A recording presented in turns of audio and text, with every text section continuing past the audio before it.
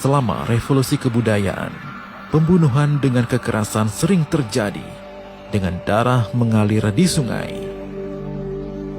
Jumlah orang yang terbunuh oleh penganiayaan tidak terhitung jumlahnya. Bencana yang dibawa oleh revolusi kebudayaan bahkan lebih mengerikan daripada pembantaian Uni Soviet. Ciri terbesar revolusi kebudayaan adalah partisipasi publik. Orang-orang yang tidak mau mencela orang lain akan mengecam diri sendiri. Selama pembantaian Stalin, orang-orang dikirim ke kamp konsentrasi Gulag. Ini adalah penganiayaan yang ditujukan pada tubuh fisik seseorang.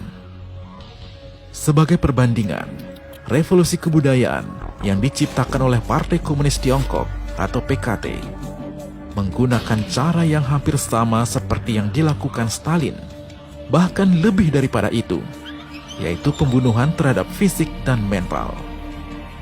Tidak hanya jumlah korban yang lebih besar, seluruh bangsa menjadi korban. Orang-orang yang berpartisipasi dalam pembunuhan itu bukan hanya algojo polisi, tetapi juga kolega, bawahan, siswa, teman, tetangga, dan lain-lain. Jika mereka tidak berpartisipasi dalam sesi perjuangan, mereka akan terdaftar sebagai simpatisan musuh kelas, menunjukkan pendirian yang tidak stabil, dan segera menghadapi nasib yang sama.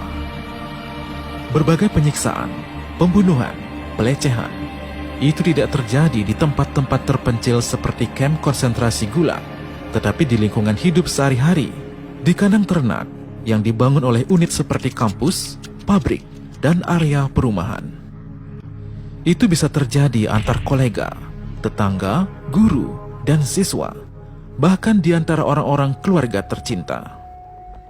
Suami mengecam istri, anak-anak mengecam orang tua adalah fenomena yang biasa. Orang biasa harus menunjukkan partisipasi aktif. Jika tidak, mereka akan dianggap sebagai orang dengan pendirian tidak jelas. Semakin keras Anda mengalahkan orang yang Anda cintai, semakin Anda bisa menunjukkan pendirian teguh Anda. Pada bulan Desember 1966, Hu Xiaomu, sekretaris Mao Zedong, ditarik ke Universitas Sains dan Teknologi Beijing. Putrinya berbicara di atas panggung, mengecam ayahnya sendiri. Dia berteriak keras, "Hancurkan kepala Hu Xiaomu." Meskipun dia tidak benar-benar menghancurkan kepala ayahnya, tetapi siswa lain yang melakukannya. Ada keluarga yang diklasifikasikan sebagai kapitalis saat itu. Kedua orang tua itu hampir dipukuli hingga mati oleh pengawal merah yang juga masih memaksa putranya untuk memukuli orang tuanya.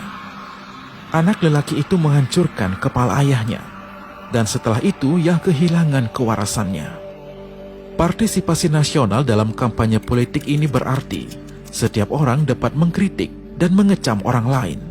Etika keluarga hancur dan sistem moral runtuh. Orang-orang mengadopsi pendekatan ekstrim untuk mengekspresikan kesetiaan mereka kepada partai. Moral manusia menurun drastis. Anti-tradisi menjadi tren sosial, membentuk pemberontak yang disebut budaya partai. 各位同志，就算佢係你嘅父母，或者係兄弟，都要劃清界線。我哋要做毛主席嘅好兒女。